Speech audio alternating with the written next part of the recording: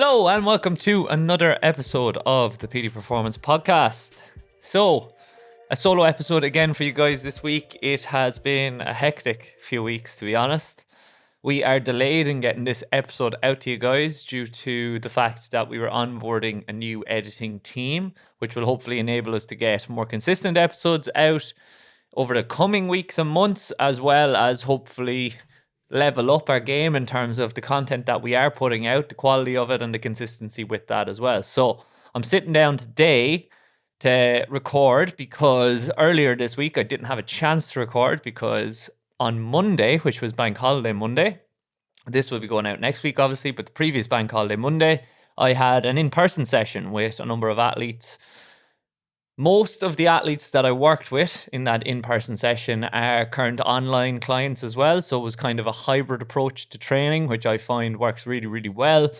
I have said in the past, I think that hybrid approach is an effective way for athletes of maximizing the amount of time necessary to train, as well as being less of a time investment from me and less of a financial commitment for them. So when you go to a golf coach or if you go to a swim coach, not often will they say to you, you need regular sessions, you need them every week. Maybe they will if you're a complete beginner, but most athletes aren't complete beginners. If it's a swing coach and a golf coach, they'll typically give you something to do and something to work on.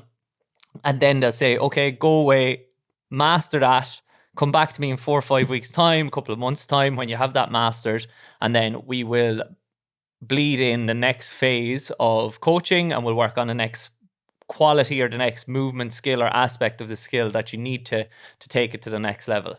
And that's why I think the hybrid approach to coaching works, because as I've said in the podcast previously, nothing beats in-person coaching in terms of accelerating your learning and accelerating your development. The feedback given from in-person coaching is by far and away way better than online coaching feedback. Like, you can say that you give direct instructions and clear instructions and a lot of instructions and effective cueing, and you speak to your athletes regularly online, but there's still a delay in terms of how fast you can act on potential movement mistakes or potential, maybe it mightn't even be a mistake. Maybe you can improve things a little bit more quickly because the coach is there with you, is seeing it in the moment, and is then trialing a cue with you there and then. If the cue works on the next rep, then happy days, it's worked, it's been effective. If it doesn't, then you can throw it out and you can try something else. That process, when you're working online, is delayed by sessions, it is delayed by days, it is delayed by weeks, because obviously the next time you're going to be able to trial a different movement pattern or trial using a different cue or anchoring yourself to a different analogy or metaphor is the next session. You're then having to, if you're a really high quality online client and you're effective with your feedback you give back to your coach, you're having to record yourself in the next session, send it to your coach, and then they review that footage and then give you maybe another cue or say well done and give you a pat on the back and give you that positive reinforcement that you need to learn the skill. You can do that in 1 to 2 minutes in an in-person session. So you can accelerate your development a lot quicker in person, and that's why it's extremely effective. And one client that I worked with on that session, on the Monday session, was a new client. So they haven't worked with me online before, they've worked with me in person before. And I find that those hybrid sessions or that hybrid approach to training, it's really, really effective to get a session in early on so you can see how somebody moves, see what they need to work on, and then you can put together a comprehensive program off the back of that review process or that testing process. And then periodically along and throughout the coaching and training process down the line, you can schedule in persons if necessary thereafter. The other clients that I saw, so I saw 5 clients, I gave them each 90 minutes. The other 4, I think, were all return to play clients. They were all return to play, rehabbing from injury clients. So not injured, but not exactly match fit. So we were going into the process of integration of different movement skills and movement patterns back into their training process so that they can be prepared to take the field in a better position than when they left it when they got injured. So first session was groin rehab and return to play, so an acute groin strain, but a history of athletic groin pain as well. Very remedial understanding of return to play processes, not really that much experience doing any sort of return to play, and essentially had been cleared by their physio to say, look, you can go back and do whatever, train away, play away as you want, but wasn't feeling confident in terms of their ability to output max intent in their games and in their training sessions. As well as that, was still getting a little bit of awareness and a little bit of a niggly feeling in the groin area post those training sessions and post those matches. I think potentially they played a half of a trial game or something like that, and they didn't feel right. Essentially, they didn't feel they were up to speed. So then, therefore, they reached out to me because they wanted to do an in-person session where we could seek to improve their movement capacity, work on some maybe higher efficiency of movement to lead towards better effectiveness down the line, increase their confidence in terms of their intent to apply forces in the right direction in a aggressive and fast manner, and learn a little bit as well around what they should be doing in terms of their return to play processes, their rehab processes at this stage of the rehab to performance spectrum, which is essentially the late stage rehab, late stage return to play. That was not an online client, that individual. And then what I did was went through full 90-minute process, observing how he moved, observing what he needed to maybe work on, talking to him about his history, talking to him about what he had done, talking to him about how he feels on the field. Now, given we only had 90 minutes, we spent a large degree of that in the gym, giving him specific preparatory exercises to improve his mobility, his range of motion for his pitch sessions and his return to play sessions that he would go and do thereafter, which would hopefully prime him to get more out of those pitch sessions. Then what we did was we went out onto the pitch, and we only really had time to go through some linear mechanics and some plyometrics. We also did some hip lock drills. We did some switching drills, let's say, and you could classify them as plyos in the gym. So those, I suppose, are on the spectrum of return to play in terms of they're very relevant to the pitch, but they're not exactly done on the pitch.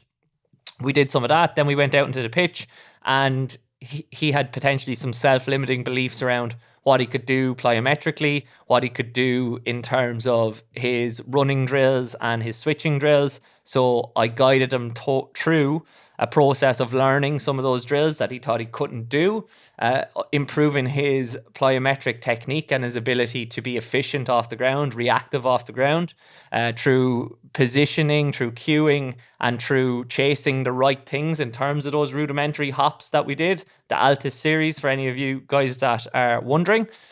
And that was essentially how it ran. He was incredibly happy, gave him a report then when he left, and he will hopefully have a better idea of where he should be going now with his own return to play rehab process, which he will do in line with his physio, but for the most part, he's doing himself.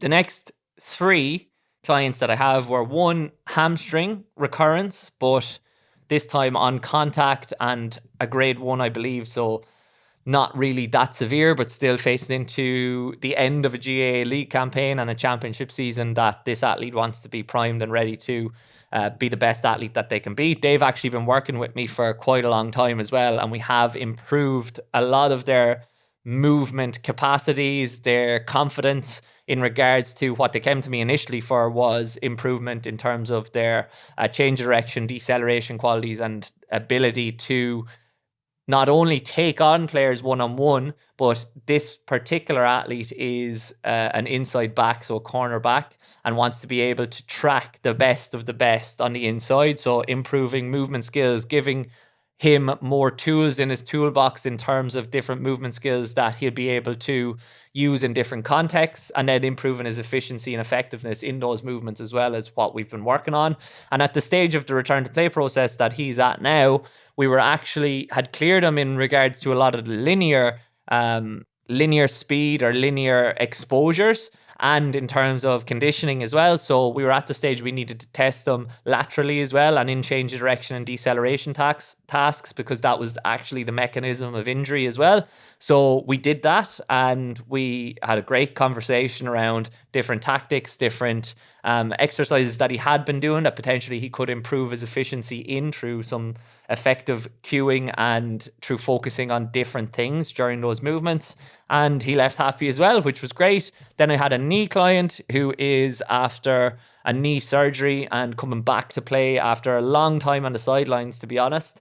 Hasn't played or finished up at the end of last year and hasn't played all year, obviously due to the surgery. Moving now better than they did previously, I would say, in terms of hitting higher max speeds. Has put on a little bit of muscle mass as well, which is a good thing in regards to this particular client, because this client previously injured or ruptured an ACL, I think once, on the same side that this surgery was then done on. So good to have better strength in terms of outputs in the gym and in the testing scores or testing measures they've been doing with their physios, and then putting on a bit of muscle mass in regards to the exercises that we have been doing is a good thing, because we haven't been chasing hypertrophy as such. Now, look, we have been doing some blood flow restriction to try to even out in terms of the hypertrophy on right to left. So that is all we've been doing really, but the majority of the exercises that we have been doing have been in relation to the fast to fit protocol that Alan Murdoch would do with his ACL clients, and that I've kind of integrated into my own process now. And we've been chasing speed, we've been chasing efficiency, we've been chasing better movement, more effective movement over like muscle mass. So to have that as a byproduct of what we've been doing has been a real positive thing. We did game simulation or worst case scenario. So some decision making in terms of retrieving balls, retrieving kicks, hand passing, kick passing to me, then into some one-on-one decision making where this particular athlete is taking on me as a defender, which was good fun. And then into what Alan would call a suicide shuttle. It's essentially a really disgusting rough shuttle. So I believe it starts at 0, run out 60 meters, run back to 40 meters, run back to 80 meters, and run back to the start. And all of those 3, say, stations, we did 30 seconds on, 30 seconds off, 3 times, and we got through it twice, I believe. And then I suggested the next time that particular client goes out to do it 3 times, just to have full confidence when this particular athlete returns to team training. They've experienced game demands or energy demands, I suppose, or stress their energy systems as well as their movement capabilities under fatigue to the same level as the training will be. Then the 4th person that I saw is escaping me now. Sorry, it was a hamstring tendinopathy client who actually messaged me right afterwards, has been working with me for quite a long time, and like it's been a tough rehab. We've been going 2 steps forward, 1 step back due to, which is a difficult thing, spikes in volume, because unfortunately it's difficult to control what happens in the team sessions or the team training sessions. So there have been some spikes in volume as a result of management not really understanding chronic issues and expecting that everybody on the team completes the exact same volume of work, as well as the athlete feeling under pressure to do so. So that still goes on around the country, as everybody knows that's probably listening to this. So it's a difficult thing to navigate. We have attempted to navigate it by just at this moment pulling the athlete out of training altogether until we have this particular athlete moving with no pain, essentially. Well, not no pain, but significantly less pain, because when quizzed on the pain, after sessions, the day after, which is a good indicator with any tendon issue or chronic issue, the pain was getting up to 6, 7 out of 10. It was quite debilitating. It was debilitating and preventing this athlete from working effectively in their job day to day as well. So it had to be a priority to try and get that down underneath a 4 for sure. And then to hopefully have less of a response, a pain response in regard to completing team sessions, but definitely the return to play sessions, which were initially back then, they weren't return to play sessions. They were just game speed or speed microdoses. They were actually increasing pain as well. So that had to be addressed. We definitely saw some things that potentially needed to be changed in regards to execution of specific movements. We also noticed that some movements needed to be swapped out for other ones because the athlete just wasn't grasping them. So we had to regress them, or I don't even like regress as a term so much. We had to change the movement or change the exercise to something that the athlete was performing more effectively, let's say, at this stage of their learning, at this stage of their rehab.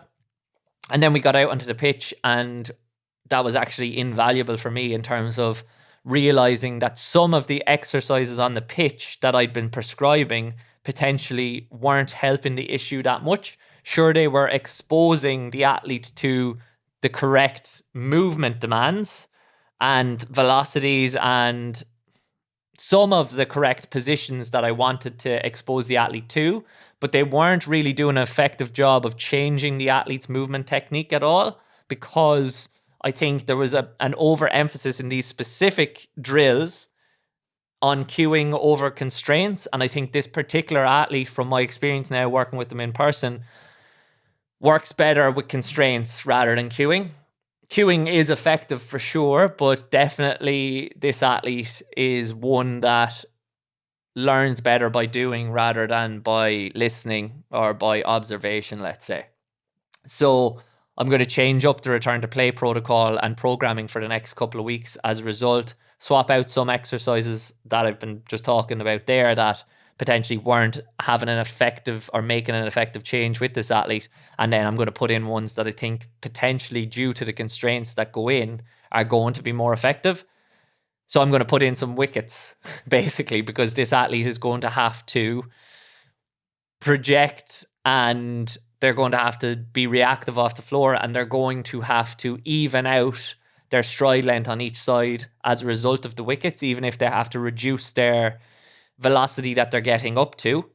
And I really need to change this athlete's movement strategy linearly if we are going to deload the side that is in pain. Because if you watch this athlete run, there is a huge discrepancy in terms of a deficit right to left in terms of stride length and willingness to attack the floor, and in terms of like projection, obviously, if there is a stride length issue.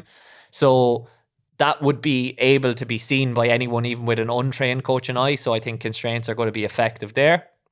So that was one day. That was a big day. That started at, I left Tip to go to Dublin at 8:20, I think, maybe 8:15. And I got home to Tip. What time did I finish at? About 5:30. So I got back then. I left at 6, probably at about 7:30 or so. The dogs were going nuts when I got back because my family were actually away on holidays. So I was the sole one that was looking after them, and they didn't get a walk that morning because I had to head off. So I walked them then and there. And yeah, what a day though. It proved to me as well that I got into this game or got into this profession because I actually love coaching. I love teaching. I love helping people to learn new skills.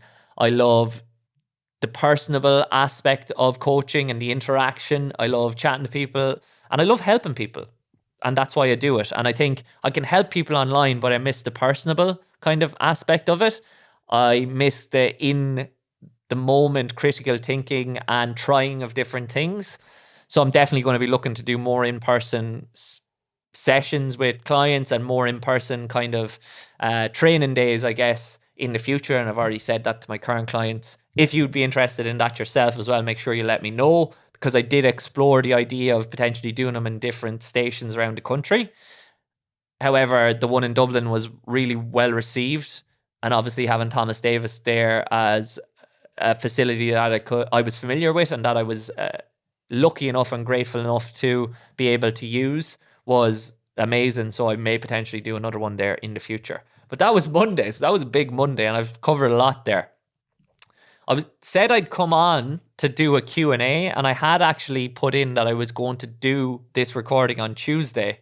But since we've been onboarding editors, since I've been editing different programs for different athletes who have had a lot of things going on, to be honest, in the last few weeks.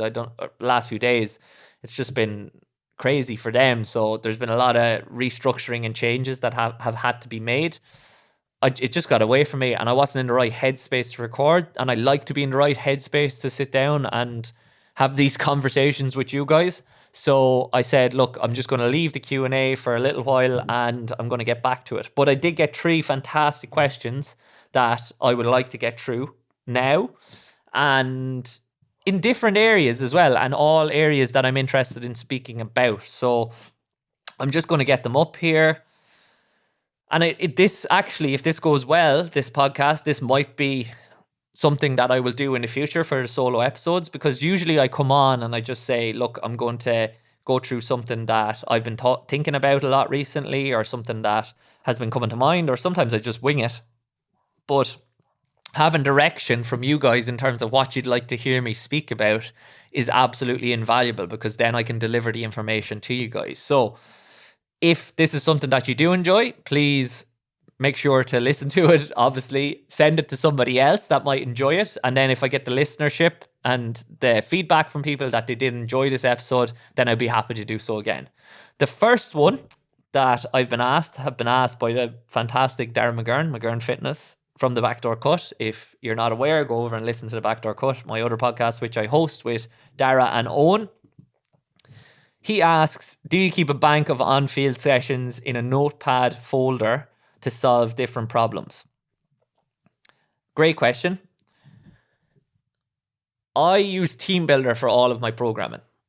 Now, and I've had conversations with David Gray about this myself in the past, about could you get to a stage where you had different templates for rehab and return to play for different injuries, or different acute or chronic injuries, to be honest. And could you then scale it to a level where people are getting a rehab return to play at a lower cost for them, but you're getting lots of people into your program? The answer is, I think you can have templates, but I don't think it would work. Now, it might work for some people some of the time, but it won't work for everybody all the time, because injury and rehab is a very emotional process. As well as that, it's a very individual process. So although somebody has strained their hamstring, as I just alluded to, the site of that hamstring injury, as well as the specific muscle that has been injured, which will show up in a scan, as well as the mechanism of injury, as well as that specific person's movement pattern or movement strategy that they most commonly use, is highly individual. It's going to vary from person to person. However, you can put a template together that makes your life easier, in terms of you can have an athlete archetype or prototype in your head, write a program for that athlete in terms of, or in relation to, okay, I have to write a hypothetical program for an athlete that has a grade 1 hamstring strain of the biceps femoris, and they are an under rotator in terms of their movement pattern for sprinting.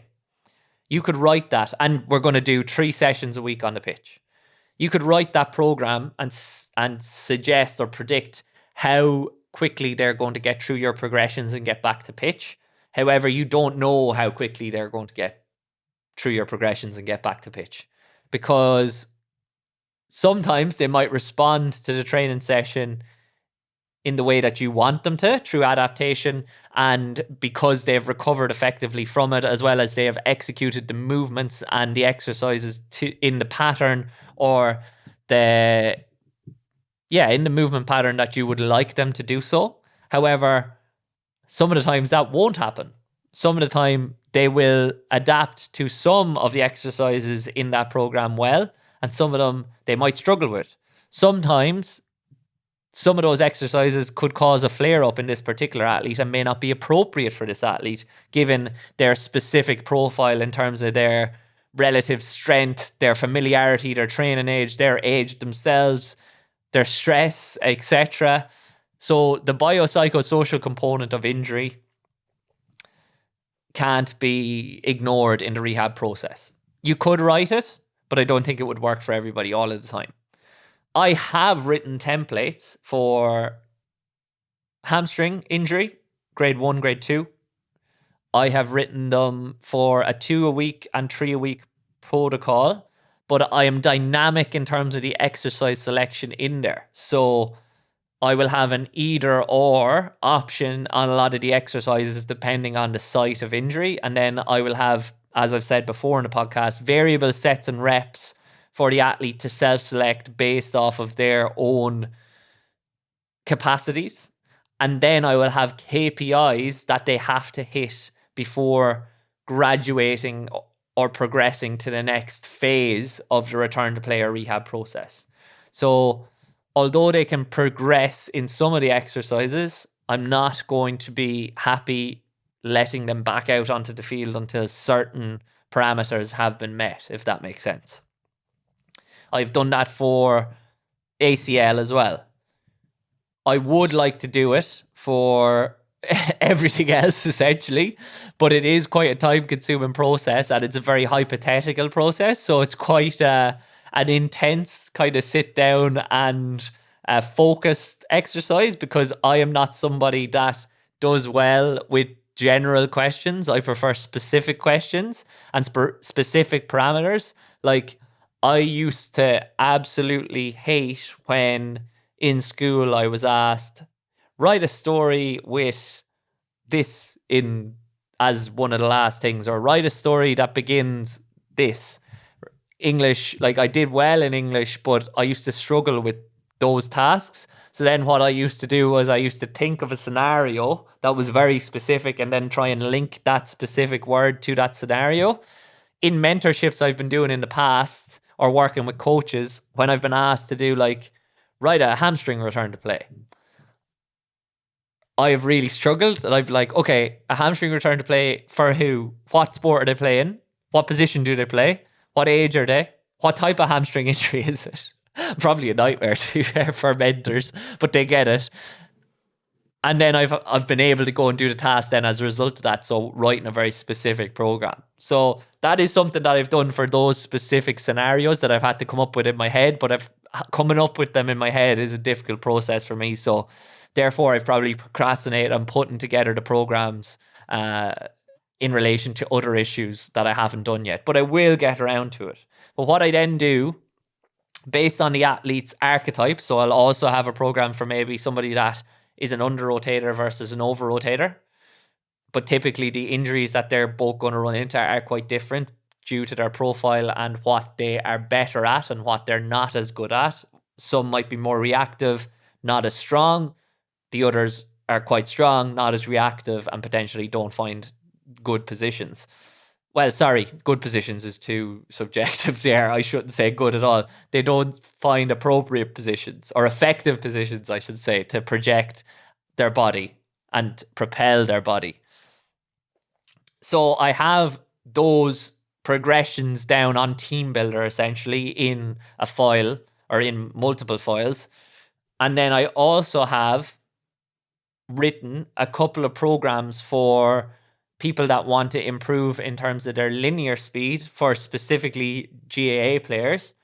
One progression that is in relation to an over rotator, and one that would be more of an under rotator. And then I won't just copy that program and put it in, because you have to meet the athlete where they are. So like what I said in the rehab and return to play process, I will have either or options. And then I also, for every exercise, and all of my clients will know this, and I've said it on the podcast previously as well, I will have a list of potential swaps or similar exercises or alternative exercises that the athlete can complete if they don't want to complete the exercise that is specifically programmed. Then you can opt out of an exercise in Team Builder, so they can click it, opt out, and then put in what they did complete.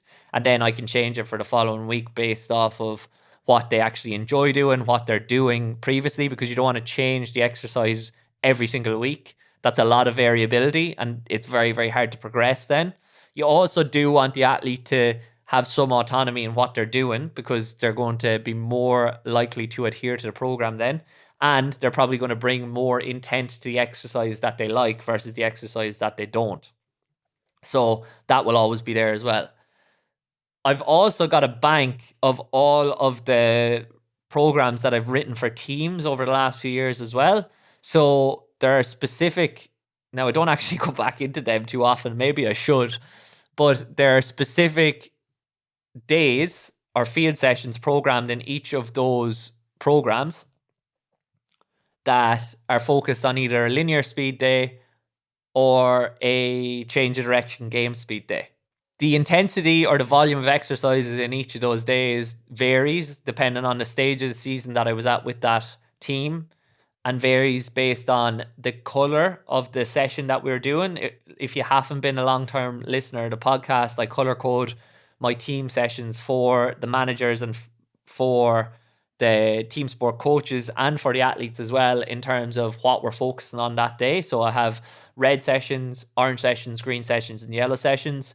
Red sessions focused on speed of play, speed of action, speed of movement, high anaerobic demands, high stress demands.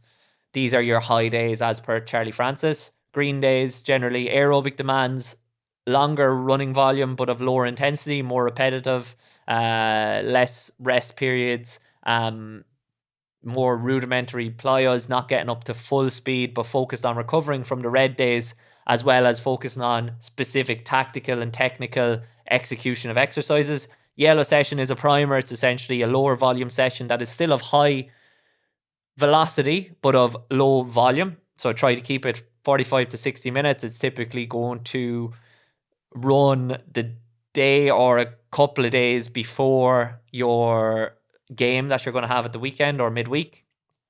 Generally, it is what we call in rugby a team run.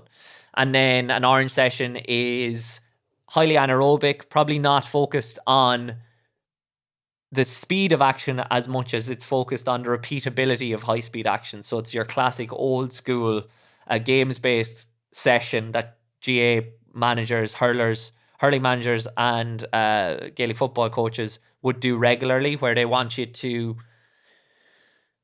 work at relatively high intensity, because you can't work at high intensity because you're working under the conditions of fatigue because it's very repetitive. And then what I will fit into those sessions is we're generally not going to do a linear speed day and an orange day because we need full complete rest. We can do a change of direction, deceleration focused on that day, and a game speed focused on that day, because that's going to repeat what they're going to do in the games-based conditioning or the games-based training that they're going to do thereafter. That will be in our specific prep that we'll do prior to the session. Red days are generally, I'm going to try to do my linear speed and my max speed exposure on a red day. Yellow days, we can do linear speed, but we're going to be doing it of low volume. So it's very much the minimal effective dose and just touch that quality and then back off. And then the green sessions, generally, we're recovering. So we're not getting up to high intensity of anything. You can split it into a linear day or change a direction day, but the linear day, it's going to be really just some lower intensity or sub-maximal intensity linear speed. So we can do high-speed running, we can do tempo running, which is going to replicate linear actions, obviously, and going to train your ability to run linearly and to run fast. But it's more a recovery exercise than it is not. Maybe I shouldn't say that, but we're focused on recovery as well as our movement capacity and our movement strategy, let's say. Tissue tolerance, we're focused on tissue tolerance in specific actions. As well as that, for tissue tolerance on those green days, we might in fact also do some rudimentary plyos. Some drilling is fine as well, because it's specific movement requirements that are going to replicate those actions in sprinting, in motion. And then low volume, change of direction, agility games and stuff can be good in a green day as well. So I have all of those sessions as well banked, but I don't pull on them as often as I should.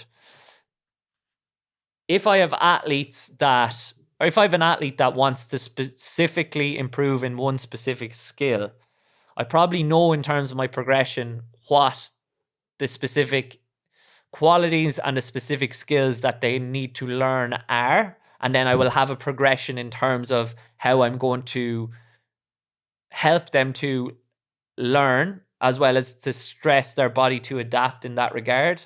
So I don't necessarily need to have a bank of what the session is going to be, because I know what the progression is myself in my head. It's something that I had a conversation with Peter Hughes about, who works down with the New Zealand Sevens when I was down there. I said it's amazing how you know exactly what the session is without having to look back on it. Like, I'm constantly, when I program something, having to look at my phone or look at the iPad at Team Builder to see, okay, then I'm setting up this for after that, and then I'm setting up this.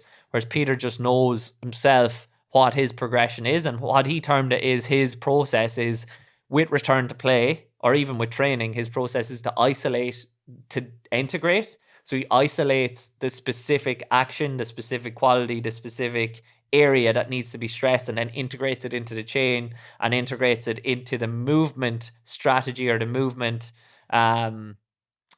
skill that needs to be trained then thereafter. So because he knows that and knows his own progression in his head, he doesn't need to have it down on paper beside him, because he's observing how the athlete is responding to what he's given them now.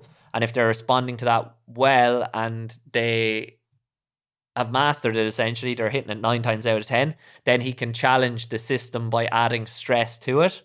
I was thinking about this earlier, simply put, in terms of progressively adding stress to the system and seeing how the athlete responds. If I was to do it in something as simple as a dribble bleed, I might start with just some extensive ankling over like 10 meters, where we're just focused on the reactivity, the timing of the movement. We might then go ankling over ankle, ankling over shin, ankling over knee to stress higher velocity movements, more complexity. Then we might progress the distance. So they might do that over 10 meters initially, then progress into 20. Then we might go for a dribble bleed, where they're bleeding up from ankle to shin to knee, and then they're going progressively up to maybe a 30-meter dribble. You can go the whole way out to 50 on that if you wanted, maybe. And maybe you bring in some robust running. So you might have a dowel, you might have a med ball or some other constraint, and the athlete has to rotate and still time that effectively and run with decent frontside mechanics, because that's what the drill is generally stressing. That would be an example of adding progressively increasing amounts of stress to the system and seeing how the athlete is adapting in order to achieve a specific goal, which in this case is either, it could be to progressively increase the velocity of movement, which you could do using Allen's 10-30 protocol of frontside dribble bleeds. 10 of them moving to a stage where you're doing 30 meters back to back to back 10 times, 60 seconds rest in between, progressively increasing in velocity. You could be trying to stress the athlete to progressively run with frontside mechanics under more and more velocity and strike underneath their hip, project their body off the ground and be off the ground. Really just depends on the athlete and what you're trying to achieve with them. You might be trying to achieve very different things with different athletes, even with the same exercise. And that might sound mad, but the way that you do the exercise and the focus you have in the exercise is very much determines the strategy that's going to be used in the exercise and the adaptation that's going to come out of the exercise. Simply put, if you do a squat and you do a squat in one strategy where obviously you do a good squat, you load into your quads, you load into deep into the bottom of it, you maybe get some glutes involved for hip extension. That is obviously going to load tissues quite differently to if you good morning your squat, you squat down to the bottom, but then you back extend the whole way back up, which a lot of people will do. I think we can agree that the tissues that are stressed, as well as the adaptation that's going to be achieved, is going to be very different in those two movements. And it's the exact same thing for every single other movement, I would say anyway. So I hope that answers your question in a roundabout way, Dara. I have progressions in terms of different sessions. I've written different programs over the years. I have them all on Team Builder. I have them on Google Sheets. I can fall back on them if I need to, but generally I don't need to that often, because I know what my progression is going to be for different athletes. And as well as that, I want to make it individual. So I'm giving the athlete the appropriate exercise to solve their specific problem at that moment, rather than just what the next progression is in the chain. And to use or to show that example, it's probably been useful to see what I did with those hybrid athletes, or not those hybrid athletes, those athletes that I saw in those in-person sessions for their hybrid coaching on Monday. Next question is in relation to kinematics or biomechanics as well. Very general from Adam Byrne. Should I change my running technique if I have pain, knee pain? Very general question, which I'm sure you'll get by now. I'm not going to be able to answer very well, but I'm going to do my best to do so anyway. The answer is maybe, Adam, unfortunately. Sorry about that. But I don't know what the mechanism of knee pain is. I don't know what is causing it. I would assume, by the way you've worded this question, it is coming on when you're running. Therefore, potentially would be my answer. However, we can't say that it's specifically a kinematics or a biomechanical issue because I haven't seen you run. It could potentially just be a capacity issue. It could be a strength issue, and it could be solved by strength. But not all issues are solved by strength. There is certainly nothing to be lost by trying to change your running technique to become more efficient. And I think some people think there is, but if you improve your efficiency of movement, then in time, through repping that more efficient movement, it should improve your effectiveness. From our understanding of physics, biomechanics, and how propulsion works, how gravity works, we know that if you apply force in the right direction, the ground will apply force on you in the opposite direction, projecting you forward and propelling you forward. Therefore, all we're trying to do in linear motion or running is minimize braking forces so that we can maximize accelerative or acceleration forces to project you and propel you in the opposite direction, the direction that you intend to go. So potentially it's something you should be focused on, but I don't really know because I haven't seen you move. I haven't seen any testing measures of you. So I would say you should probably get those, definitely, number one. If you have force plates or access to force plates, they might be a good idea for sure to see if there is a discrepancy left to right in different tissues, especially around the quad and the hamstring, and potentially the calf on a lower level as well, of a lower level of importance, but still important.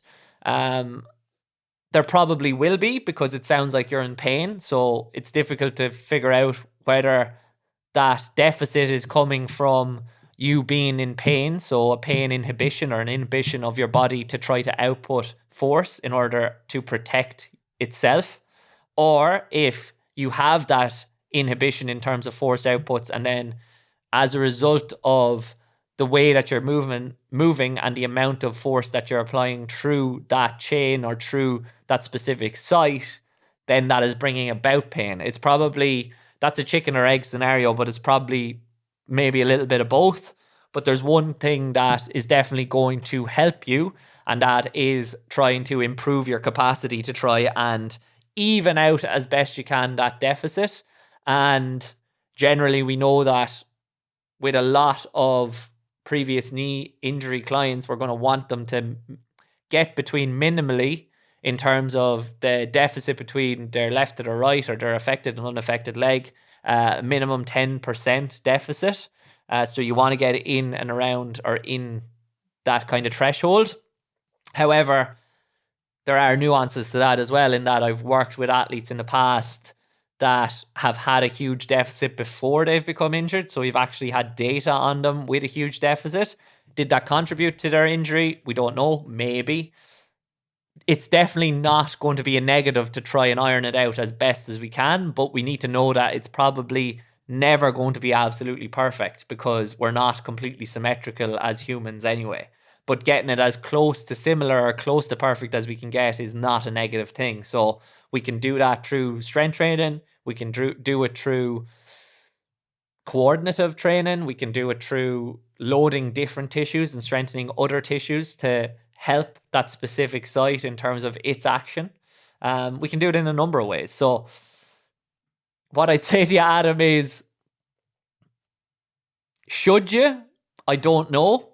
Are you going to lose anything by doing so? Probably not. So it's probably a good idea to try to improve your capacities as well as trying to improve your efficiency and movement over time without getting too caught up in the weeds of the efficiency being the only thing. Because I think when people hear me speak, they think I'm all about efficiency. I never look at effectiveness and look at outputs, whereas I definitely do. I'm coming from a strength and conditioning lens, so sometimes we can be too tied to the numerical values, and I definitely am very much tied to them a lot of the time as well. The next question was, let me get it here. It was in relation to starting out posting stuff online. So it's from Adam Shields, and he is saying he's studying sports science and he's starting his own performance page or GAA performance page in the coming weeks. He was wondering if I have any tips or mistakes that I made when I was starting off. This is a class question. I don't think I've ever been asked that, actually. So fair play for even thinking to ask somebody that is experienced in that field, Adam. So good job. I wouldn't say that. I think you're niching down already, which is great. I don't know if it's great, to be honest. You've gone for GAA performance. It's something you obviously have a passion for. There are a lot of GAA performance pages around at the moment. That's not to say that you won't be successful with yours. It's just there are more in this niche than there was when I started out. And I think I've said it many, many times. I didn't specifically say I want to start a GAA performance page. I just said I'm doing all this work. I probably would benefit from getting a little bit more private business to keep me going whilst I work with these teams. So I'm going to make some posts or make some videos to put out information for people to hopefully attract people in, but also to educate people on principles of performance and strength conditioning, and hopefully help me in terms of helping my own progression and my own learning and understanding of different concepts as well, because you have to be confident in putting things out or confident in your understanding before putting things out on the topic. So mistakes that I made straight off the bat. I initially only posted topics and content that I found to be informative and educational, and I probably put together concepts and captions that read well for another coach reading the post, because I was worried what other coaches would think about what I was putting out, but didn't really translate or read well for the potential people that would want to listen to me or work with me, which were athletes and general population clients at that stage. So figure out who it is the page is for. If it's for athletes, then write in a way that they will understand and they'll be able to digest. I also, at various different stages, was too general, I would say. But I think it's useful to be general initially because you understand a wide array of sports and you get to let your market tell you what they wanted or what they want. So my market was not GA athletes. I was marketing to rugby players because that's what I was working with and that's what I wanted to work in because that was my passion and is my passion, one of them anyway, at least. And my market just told me through their investment of time and finances, we're not interested as much in rugby. We want to work with you and learn from you about how we can integrate these principles into GAA, into Gaelic football and hurling specifically. So I got the benefit of that in that they told me what they wanted more of. Then I got more positive reinforcement and I suppose plaudits for the stuff I was putting on and more interest for the things that I was putting up in relation to GAA. So then I started making more of that stuff specific to that target niche. And then those things kind of blew up and got more eyeballs. And then as a result of that, I continued to make more of those type of pieces of content. That's the way social media works. That's the way the algorithm works. Well, nobody knows how the algorithm works, but it works somewhat in that way, let's say. I also, when I went fully private and working for myself, prior to that, I went down more of a route where I was making things for humor and things that I enjoyed, which was fine. It's part of my personality and I enjoyed making it. So then I was more likely to do so. So I think that was a good thing. But then I went down the rabbit hole of probably trying to merge the two too much. So it was very much education delivered in a funny way. But I think that I went down the side of making memes a little bit too much and didn't show what I was actually doing, show my work with clients, and show what I was interested in as much as I probably should have. So I think share what you're doing yourself, what you're experimenting with in the gym. That's another issue that I probably ran into. Was initially when I was rehabbing and recovering from my ACL, I used to share some things about what I was doing and they actually went pretty well. But then I said, people are probably taking this isolated session that I'm putting out and thinking, okay, I should try and do this session. Because back then, 2018, 2019, all the social media was like, this is a session for a rugby player. This is a session for a rugby forward. This is a session for a GAA athlete that wants to get faster. And although you still see a lot of that and it does get good engagement, I don't think it actually helps that much because you're suggesting that your session is appropriate for anybody to do. I think, given what I've just outlined in the rest of the podcast, I don't think that's the case. I think it has to be pretty individual. Sure, templates are good and useful in certain scenarios, but I think training should be individual to the client, at least somewhat individualized. And that's why I tend to kind of fit my athletes into buckets to make the programming easier, especially when I'm working with teams, because I think you don't need to write 30 different programs, which I probably did back then. I think you can probably write 3 with a few minor detail or exercise changes here or there, and it's probably more appropriate for that athlete than it is not. So I think share what you're doing in the gym. I've started sharing more of what I'm doing, and it's pretty boring strength stuff. I think people realize they're not just going to do the exact same session that what I'm doing if they do follow me. And I think the interest in that stuff has been going well. It's been getting good engagement, good reach, and it's just given some insight into what I am like as a person, which I think is always a good thing. I didn't give enough insight into what I was like as a person initially either. I probably tried to be, Petey Performance is the brand. Everything that goes on this page is going to be in relation to the brand, in relation to education, in relation to sports science and strength and conditioning. I didn't give enough of my personality and who I am. So then if people are going to work with you as a coach, they want to know who you are so that they can potentially connect with you. If you're just a faceless logo, it's unlikely that they're going to go to work with you because people aren't signing up to work with PD Performance. They're signing up to work with you, Coach PD Performance or Coach Peter Wright, because they believe from all that they've consumed of you, you're knowledgeable and that you can help them, but also the way that you deliver the information will suit them in terms of their understanding and their progression in terms of their performance, let's say. So I think give away a little bit about yourself without going fully down the influencer rabbit hole of just putting up, here's what I eat in a day, here's my session today, and no informational content whatsoever.